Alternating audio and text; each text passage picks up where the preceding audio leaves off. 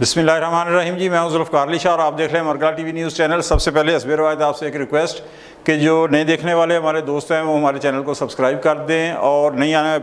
Bell icon के button को लाजमी दबा दें और नई आने वाली वीडियोज़ जो हैं वो दोस्तों तक शेयर कर दें ताकि उन तक भी ये वीडियोज़ पहुँच सके। और अगर हमारी वीडियो आपको अच्छी लगे तो लाइक के बटन को दबा दें। आज का जो हमारा मौजू है वो ये है कि 28 मई को यौम तकबीर के ऊपर तहरीक इंसाफ के ऑफिशियल ट्विटर अकाउंट से बानी PTI इमरान खान की तरफ से एक ट्वीट किया गया और कहा गया कि ज़ाहिर है कि ये इमरान खान की तरफ से है कि जिसका मफ़हूम ये था कि मुजीबुर रहमान हीरो है या गद्दार। अव्वल तो यौम तकबीर वाले दिन कि जिस दिन पाकिस्तान अमली तौर पर न्यूक्लियर पावर बना, उस दिन इस तरह का ट्वीट करना जो है वो किसी तौर भी मुनासिब नहीं था और ख़ास तौर के ऊपर ऐसा मौजू के जिसे आप सकूते डाका से जोड़ते हो वो इस दिन कतन मुनासिब नहीं था। और यही हुआ कि फिर जब बहुत ज़्यादा तनकीद का सामना करना पड़ा तो तहरीक इंसाफ के जो चेयरमैन है गौहर अली खान, उन्होंने कहा कि जी पता नहीं ये इमरान खान का ट्वीट है भी या नहीं या ऐसे ही लगा दिया गया। हालांकि ऐसी बात नहीं है, यानी आपको यही नहीं पता कि आपके ऑफिशियल ट्विटर अकाउंट से एक ट्वीट हो रहा है और आप उसकी ज़िम्मेदारी नहीं ले रहे कि यही नहीं पता कि ये इमरान खान का है या नहीं है। तो ये इस तरह की बात नहीं है, ये शायद तहरीक इंसाफ का एक रवश है या वतीरा बन गया हुआ है कि एक चीज़ करें उसके बाद जनाब जब उसका आप मार्केट का भाव देखें, बाज़ार का भाव देखें, अगर तो सही हो जाए तो बल्ले बल्ले, अगर नहीं तो उससे आप मुकर जाएं। आप ये देखें कि बात अगर मुजीबुर रहमान की करनी है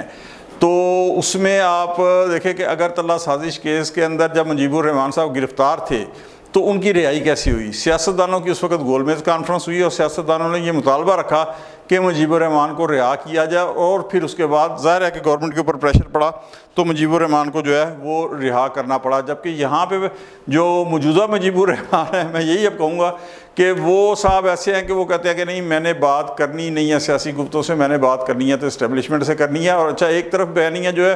बड़ी अजीब बात है, बहुत अजीब बात है कि एक तरफ बयानिया क्या है कि किसी तौर के ऊपर रोना क्या है, वावेला क्या है कि किसी तौर के ऊपर इस्टेब्लिशमेंट को जनाब सियासत के अंदर मुदाखलत नहीं करनी चाहिए और तहफ़्फ़ुज़ आइन मूवमेंट और ये वो। और दूसरी तरफ बिल्कुल आप तज़ाद देखें कि बिल्कुल अपोजिट साइड पे बिल्कुल यानी यू टर्न लेते हुए क्या कहते हैं कि हमने मुज़ाकरात करने हैं, बात करनी है तो इस्टेब्लिशमेंट से करनी है, किसी सियासतदान से जो है वो बात करनी नहीं है। ठीक है। अच्छा, अब यहाँ पे कुछ लोग एक और चीज़ कहते हैं कि जी ठीक है, हुकूमत अगर कहती है कि बात करनी है, मुज़ाकरात करने हैं खान साहब से, तो उसके लिए माहौल भी तो तैयार करे ना। अब उन लोगों को जो ये बात करते हैं हंसी आती है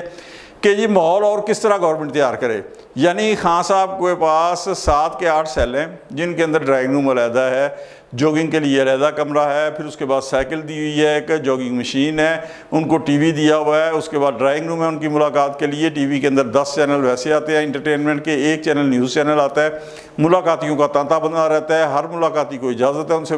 मुलाकात करने की। अच्छा, गर्मी आई है तो एयर कूलर भी, रूम एयर कूलर भी मिल गया। अच्छा, इसके अलावा गवर्नमेंट क्या करे कि यही हो सकता है अब कि मियाँ साहब कहें कि जनाब मैं रिज़ाइन करता हूँ प्राइम मिनिस्टरशिप से, तो हाँ साहब आएँ और आप हलफ उठा लें। इसके अलावा और क्या हो सकता है? तो माहौल जो है गवर्नमेंट और किस तरीके से तैयार करे, यानी क्या एक वो चीज़ भी देखे कि खान साहब बैरून मुल्क जाके मुंह पे हाथ फेर के क्या कहते थे कि मैं जाके AC उतरवाऊँगा। तो क्या मौजूदा गवर्नमेंट में से किसी वज़ीर ने या मिनिस्टर ने या प्राइम मिनिस्टर ने किसी ने ये इस तरह का रवैया अख्तियार किया है कि बड़के मारे कि मैं जाके AC दिखाऊंगा फिर देखना? इस तरह का रवैया तो गवर्नमेंट ने में से किसी ने इख्तियार नहीं किया, बल्कि ये सारी फैसिलिटीज़ जो है ना वो दे रहे हैं और देसी घी के अंदर कुकड़कड़ाइयाँ खान साहब खा रहे हैं। लाखों रुपए का बजट उनके ऊपर खर्च हो रहा है, उनके खाने पीने के ऊपर, और किस तरीके से माहौल जो है वो तैयार होता है। ठीक है जी। 1977 के अंदर कौमी इत्तेहाद की मूवमेंट चलती है, तहरीक चलती है भुट्टो साहब के ख़िलाफ़। उन्होंने हालांकि उस वक्त सूबाई और कौमी असम्बली के इलेक्शन जो थे 2 दिनों में होते थे, तो 7 तारीख को कौमी असम्बली के इलेक्शन हुए 1977, 7 मार्च को, तो सूबाई असम्बली के इलेक्शन 10 तारीख को होने थे। उन्होंने बाईकाट कर दिया, उसके बाद तहरीक चली।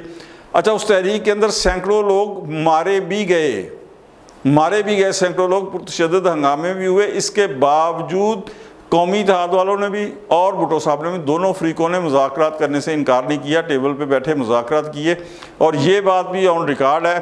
कि जो मुज़ाकरात करने वाली टीमें थी दोनों जानिब से, उनमें से मकसद जिस तरह अब्दुल हफीज़ पीरज़ादा थे और दूसरी तरफ से प्रोफेसर गफूर अहमद जो थे जमात इस्लामी के, उन्होंने कहा, और मौलाना कौसर नियाज़ी ने अपनी किताब ऑनलाइन कट गई उसमें कहा कि जी 4 जुलाई 1977 के अंदर तमाम मामला जो थे गवर्नमेंट और हिज़्ब इख्तिलाफ के अंदर कौमी इत्तेहाद के जो लीडरशिप थी तय पा गए थे। लेकिन जैसे ही ये खबर मिलती है कि तय पा गए थे, जनरल ज़िया साहब ने मार्शल लॉ लगा दिया। तो बात यह है कि इमरान खान साहब के जो मसाइल हैं, जो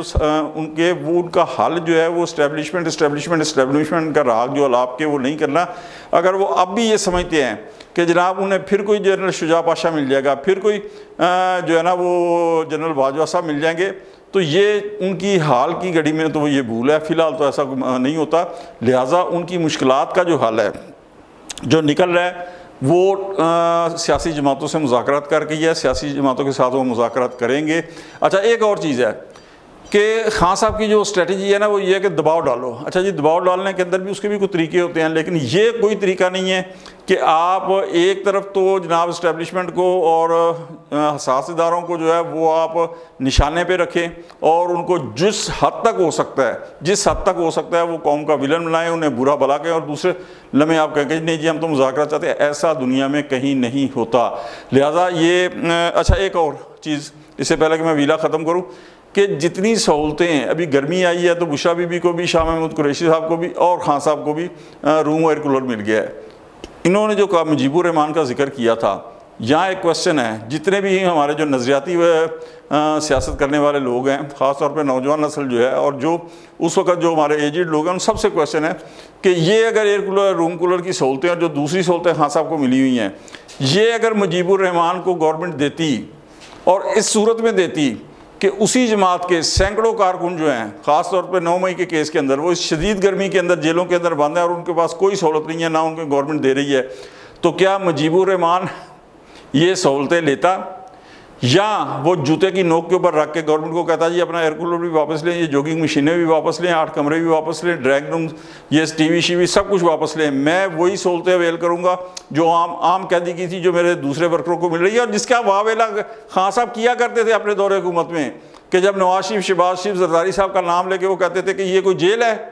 तमाम कैदियों को भी ऐसी सहूलतें मिलनी चाहिए। तो आज खान साहब ने क्या वो सहूलतें वापस की हैं? और फिर वही सवाल कि अगर मुजीबुर रहमान होता इनकी जगह पे तो क्या वो ये सहूलतें लेता? ऐसी सूरत में कि जबकि उसके कारकुनों को ये सहूलत ना मिलती, कभी वो नहीं लेता। तो खान साहब बात ये आ जाती है कि सवाल करना, बयानियाँ बनाना, तकरीरें करना, ये एक और चीज़ है, बड़ा आसान बात है कि आप यूट्यूबर बन जाएँ, रोज़ एक तकरीर कर दें और खून गरमाएँ अपने कारकुनों का। लेकिन अमली सूरत के ऊपर जब आप आएंगे ना, तो फिर उसके बाद इस शदीद गर्मी के अंदर जब हुकूमत रूम एयर कूलर देती है तो उसे रिफ्यूज़ करें, उसे वापस दें और कहें कि मैंने वही सहूलतें अवेल करनी हैं जो मेरे कारकुनों की हैं, यहाँ कारकुनों को भी दें, तब मैं लूँगा, वरना ये सहूलतें नहीं लूँगा। लेकिन आप लेके ये बात साबित कर रहे हैं कि जिस तरह आप अपने दौर में कहते थे ना कि अमीरों के लिए और बड़े आदमियों के लिए और कानून है, गरीबों के लिए और छोटे आदमियों के लिए और कानून है, तो आपके लिए और कानून है, दूसरों के लिए और कानून है। यही वजह कि पंजाब के कैदियों ने लिखा है, IG जेल खाना जात को गुज़श्ता दिनों ख़त लिखा था कि जो सहूलतें इमरान खान को जेल में दी जा रही हैं वही सहूलतें हमें दी जाएँ। ज़ाहिर है कि काम उन बेचारों को मिलेंगी, आप बड़े आदमी हैं, आपको मिल सकती हैं, आपकी सेब बहुत है, आपकी बैक बहुत है, आपके हम ख्याल जो लोग हैं इदारों के अंदर वो हर जगह पर पेनिट्रेट करते हैं, वो आपको सहूलतें दिलाते हैं। तो बात यह है कि मुजीबुर रहमान की बात करना, मुजीबुर रहमान के लिए कहना कि जनाब वो हीरो है या गद्दार, ये तो बात की बातें हैं। पहले तो आप ये बताएं कि अगर आप मुजीबुर रहमान की बात करते हैं तो मुजीबुर रहमान जैसा किरदार जो है, जो उसने निभाया, वो क्या बनना चाहते हैं पाकिस्तान के लिए? और फिर मुजीबुर रहमान का अंजाम भी आप अपने जहन में रखें। मुजीबुर रहमान को उसके, यानी आप ये देखें कि हमारे लिए तो वो जो भी है वो एक अलग चीज़ है। बांग्लादेश के वो बानी था, तो उसको मुजीबुर रहमान को जो असैसिनेशन हुई है उसकी, और मैं फैमिली के सवाए जीना वाजिद के जो उस वक्त लंदन में पढ़ाई के लिए गई थी, पूरे ख़ानदान को उड़ाया, किसी और मुल्क की फ़ौज ने नहीं है, उसी मुल्क के फ़ौज के जो एहलकार थे उन्होंने पूरा जो है ना ख़ानदान को, पूरे घर वालों को गोलियों से भून कर रख दिया। तो उसका मुजीबुर रहमान का अंजाम जो है वो भी जहन में रखें और खुदारा मस्बत सियासत करें। पाकिस्तान को इंतशार की सियासत से जिस तरह आपने 2-4 किया हुआ है, 2013 में जब से आपकी एक सीट से ज़्यादा सीटें हुई हैं पाकिस्तान के अंदर, पाकिस्तान की सियासत के अंदर इंतशार और इंतशार है। यहाँ पर अगर आप गवर्नमेंट आई है, इसे थोड़ा सा मौका दें, ग्रेस पीरियड दें। इंतशार की सियासत को एक तरफ रखते हुए पाकिस्तान की जो इकानमी है, पाकिस्तान की जो मैशत है, थोड़ा सा उसको सुकून लेने दें और मौजूदा गवर्नमेंट को देखें तो सही ना ये क्या करती है। ये अगर नाअहल हुई तो ऑटोमेटिकली ये गवर्नमेंट की अवाम की नज़रों में गिर जाएगी। इसके बदले आप ये बताएं कि रोज़ आप तनकीद करते हैं कि खैबर पख्तूनख्वा की हुकूमत ने क्या कारकर्दगी अब तक दिखाई, 3 माह हो गए हैं,